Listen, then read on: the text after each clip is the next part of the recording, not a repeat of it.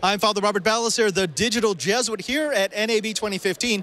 I'm at the Black Magic Designs booth, and I'm standing next to Kendall Ekman, who's going to explain what they've done with the Ursa Mini. Kendall, what is this? Well, as you remember from last year, we had the Black Magic Ursa camera that we launched out.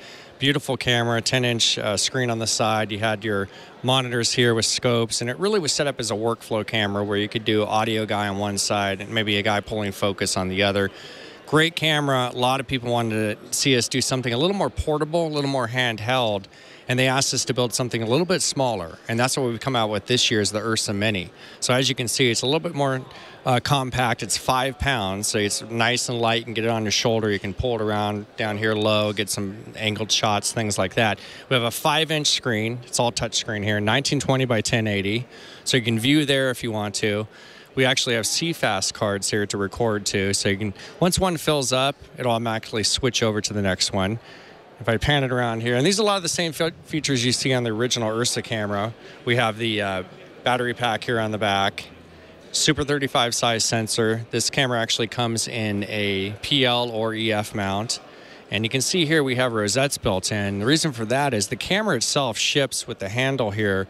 You screw it in with the rosettes, and you can add on an optional shoulder mount here. For $395, we have a shoulder mount, an extension arm, and a top handle. The rosettes can be put into numerous places there with the handle, depending on how you want to hold the camera.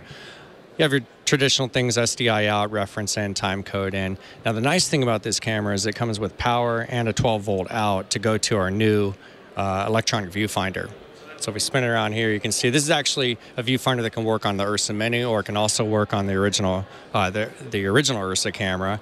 It's beautiful, it has optical glass in there, 1920 by 1080 full HD. You can pull up focus charge, you can pull up the focus peaking inside there too.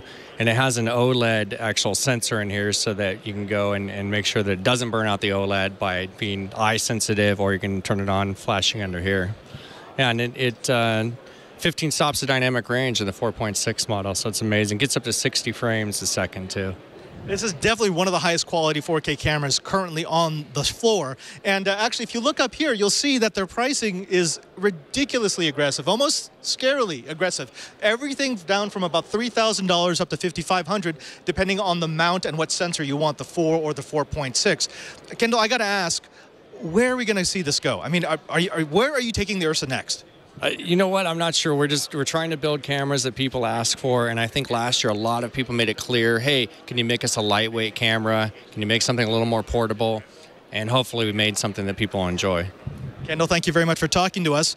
Now, this is not the end. We are dedicated to getting ourselves one of these in the studio for a full review on Before You Buy. Until then, I'm Father Robert Ballecer, and that's been your first look.